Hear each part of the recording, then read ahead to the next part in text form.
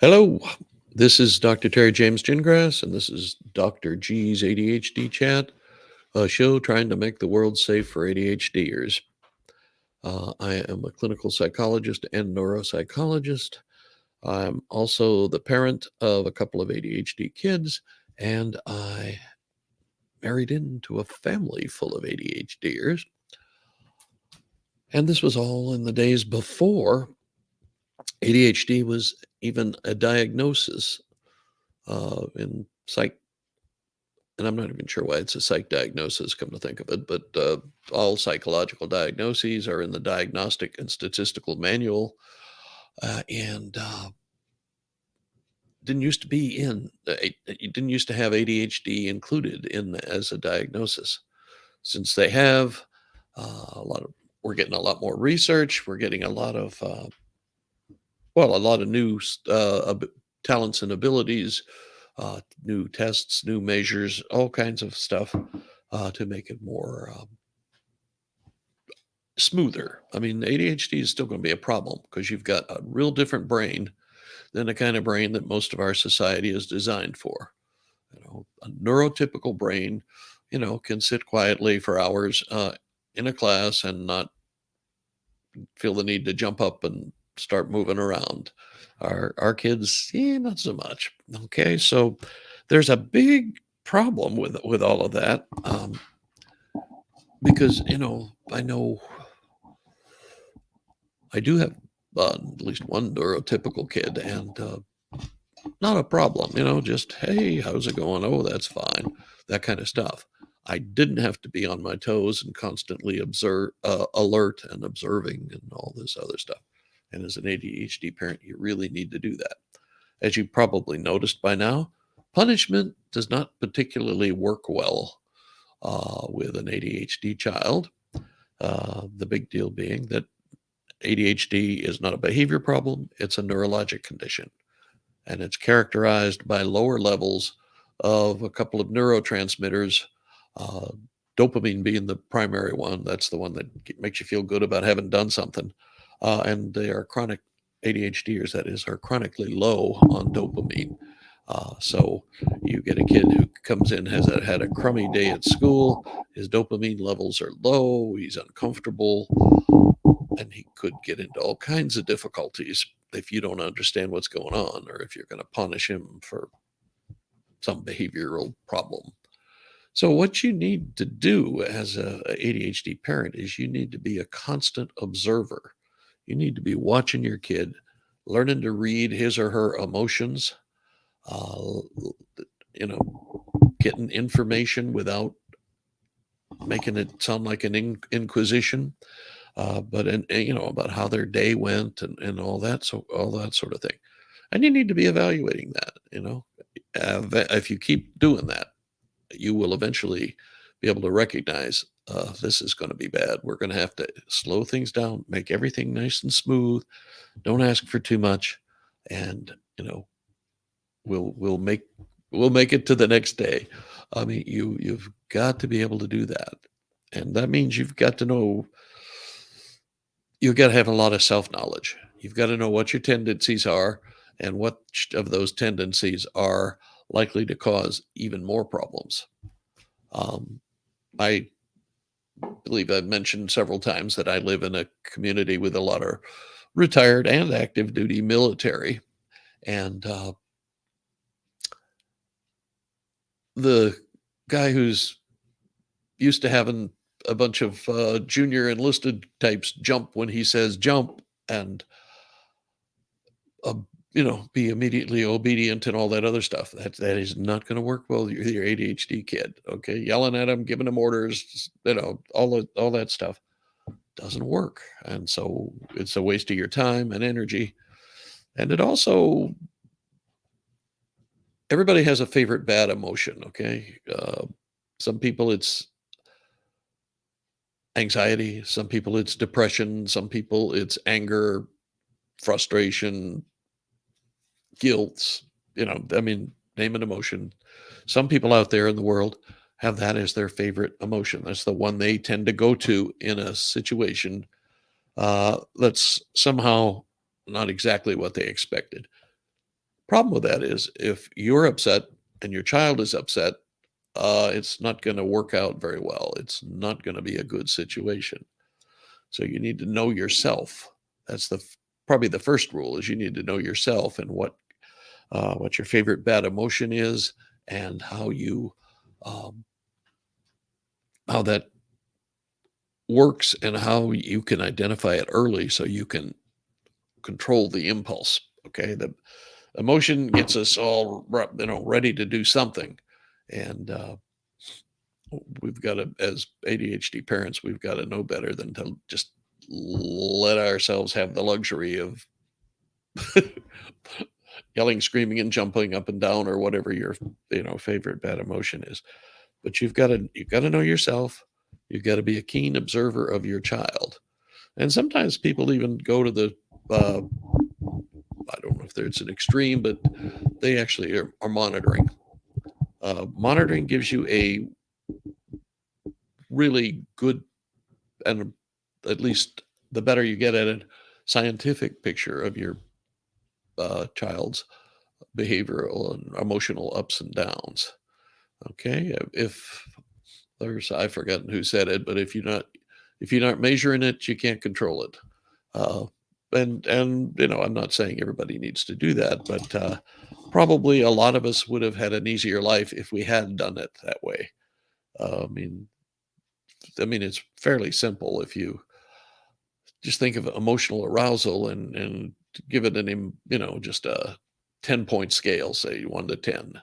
One is uh, no emotion or neutral, and 10 is everybody knows.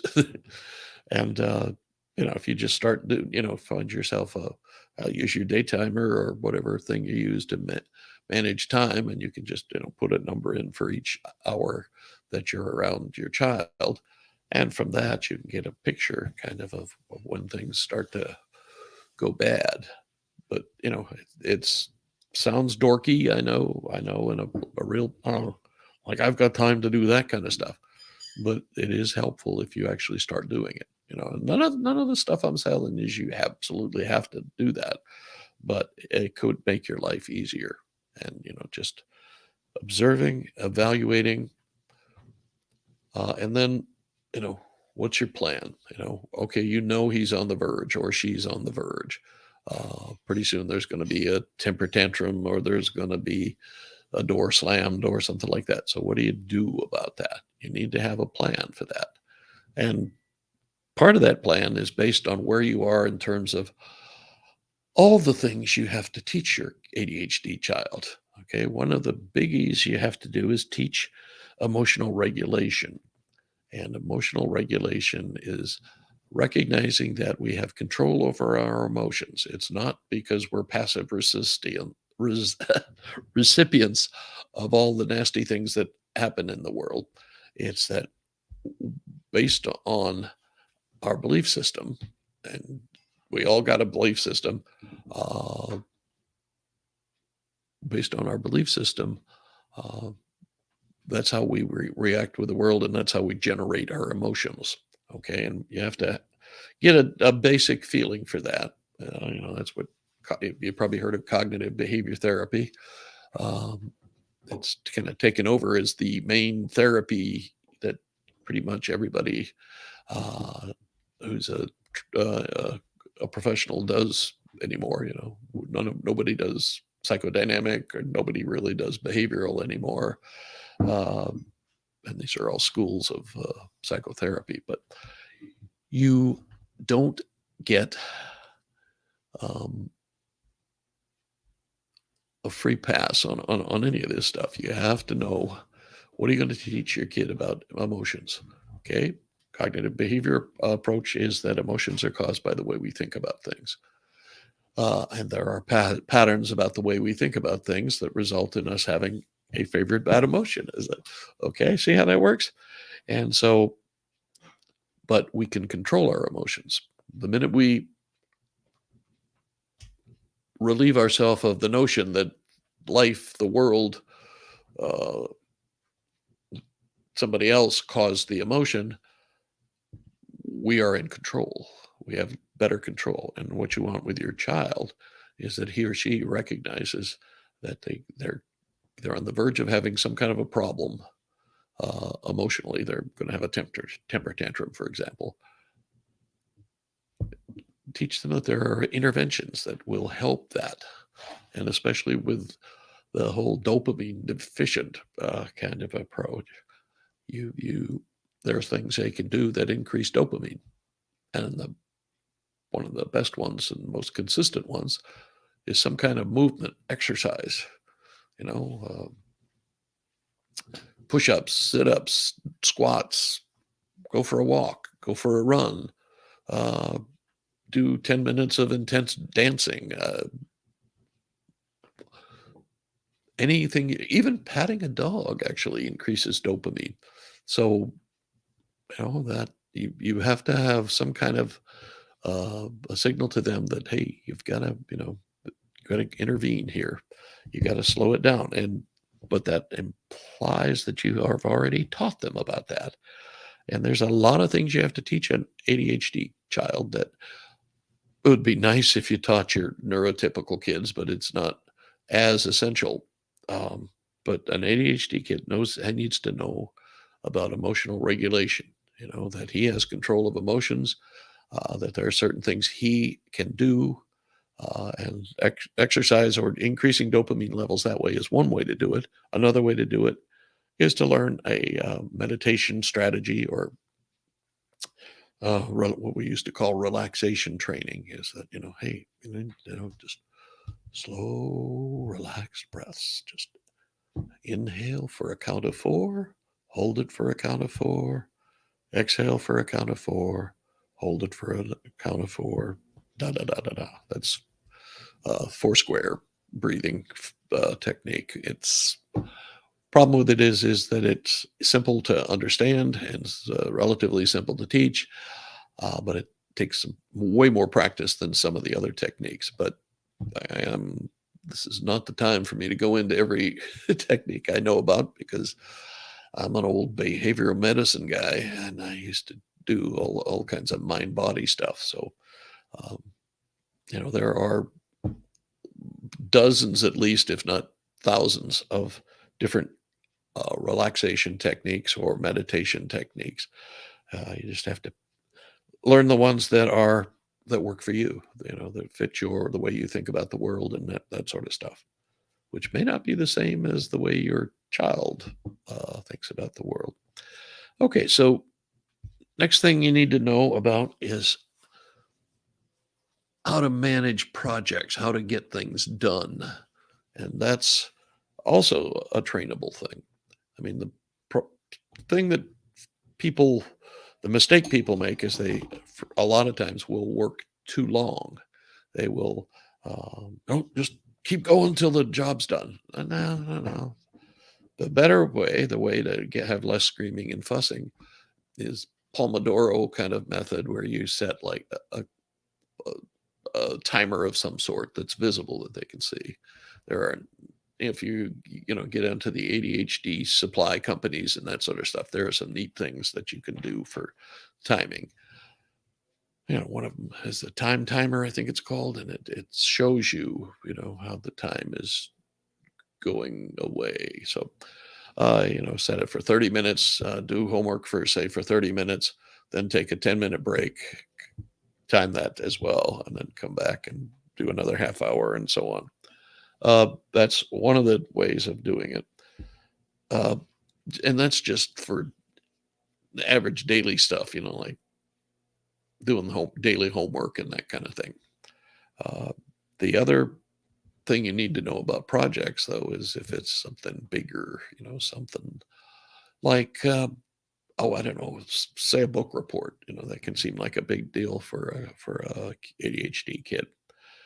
And what do you need to do? You need to, it's a project. Okay, what do you got to do? Well, first you got to pick the book out. Then you've got to read the book. Then you've got to decide what you want to say about the book. And usually the teacher will have given some kind of a format. So you look at that. And then you figure out how much time roughly it's going to take to do each section of the book report. And you schedule that out, and you set it so it's easily done, and you've got lots of time to get it done, and you're not procrastinating or showing your child how to procrastinate. You're doing a little bit every time.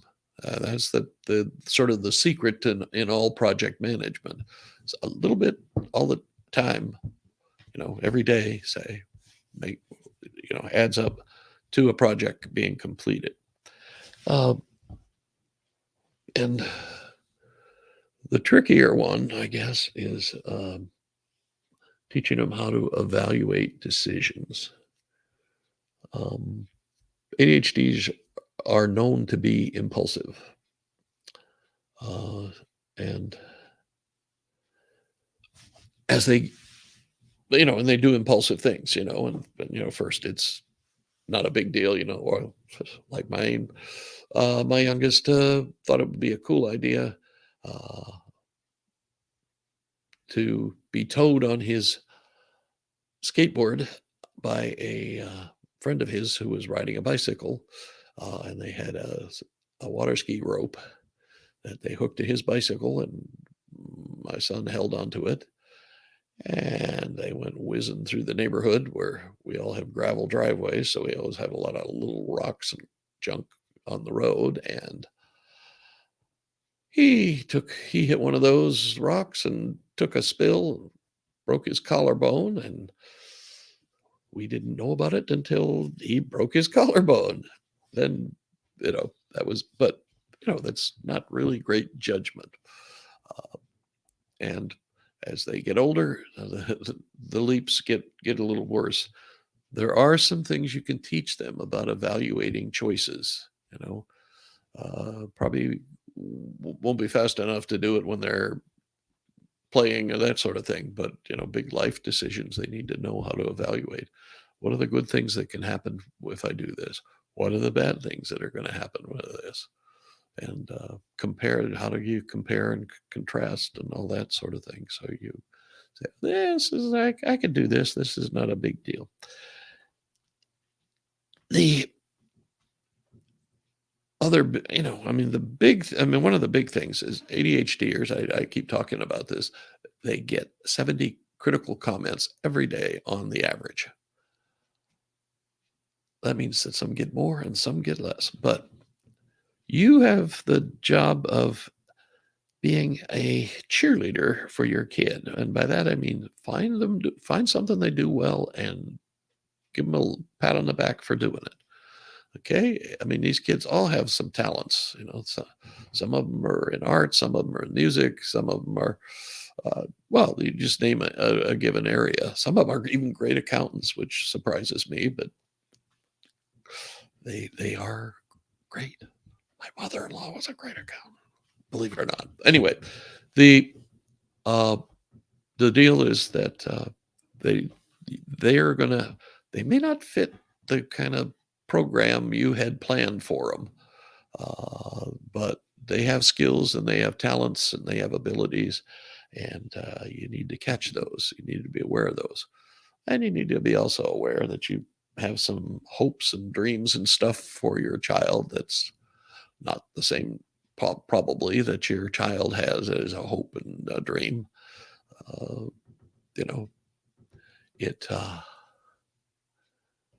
It really works out that in some families it actually does, where dad's a lawyer, grandpa was a lawyer, so the kid's going to be a lawyer if it kills him.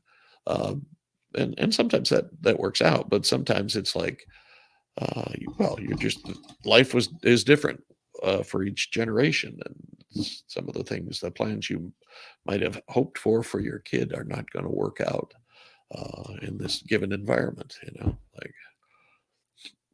Like people in my generation would be appalled that kids are playing video games for hours and hours every day. We are less appalled when we find out that they're making $1 million a year playing video games. Then it seems like, maybe not such a bad thing. But so you have to examine yourself all the time on your belief system and what you're actually somebody looking at you doing the video. What are they going to tell you? What are they going to see? So so you have to be a cheerleader, and sometimes, unfortunately, you have to be an advocate and a defender, because there are lots of people out there in the world who think your child has a behavior problem, and your child's behavior problem is because you don't do squat to make them toe the line, and you don't discipline them, and da da da da da. That is at least a little bit irritating, and probably a lot more. But you have got to defend them. And I will tell you, frankly, I wimped out a number of times with especially with my son, and didn't defend him as I probably should have. Um, and looking back on it, I definitely should have, but it, nobody wants to make a fuss. Well, most people don't want to make a fuss, and they mostly don't want to make a fuss with semi-stranger that are just people you met socially. So, but you've got to do that for your child. You've got to defend them. You've got to keep them. If they're good at sports, you need to defend them with the coaches. If they're good at music, where are they going to play? What are they going to play? You can't insist that they played the violin when all they want to do is shred it big time on their electric guitar. That's anyway. That's one of the things you've got to ask yourself a lot. And you've got to be the logical one. You've got to be the one who thinks about problems and evaluates things in a calm, reasonable manner, even if that's not really your personality. Even if you're real good at jumping up and down and that sort of stuff. So that is a lot of things that you have to do. And, you have a lot of things you need to learn about. And it's, you don't expect to know it all yourself. Let's put it that way. You've got to recognize that you're going to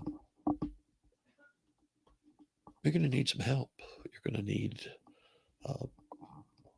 a coach, maybe a therapist, maybe a support group, maybe maybe your own therapist, maybe a coach. Coaches are very popular in ADHD families because ADHD is a lifelong thing, and you're probably going to need assistance uh, for a long time. Some days, some weeks more than others, but uh, you're going to need some kind of outside assistance, and you've got to be comfortable taking that. Uh,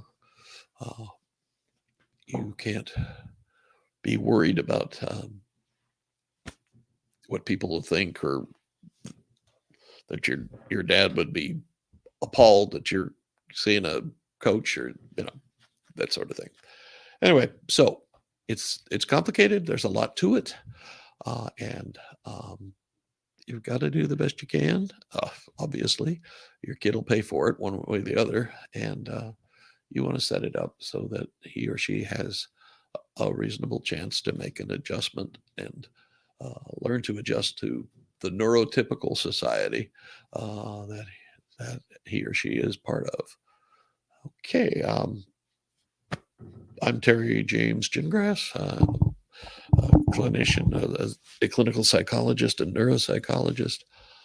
I'm also the parent of a couple of ADHD kids, and my website is terrygingrasphd.com. The only thing I have right now is a sign up for coaching, a cold call for coaching. Please only use it for coaching if you want to make cold calls. I've got a bunch of people calling because they just wanted advice, or I don't know what else.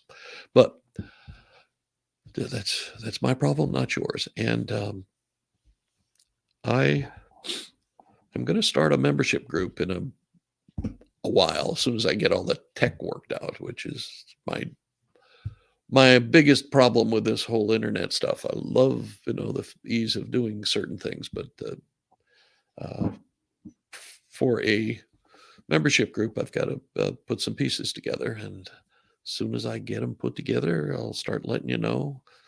You can sign up for it.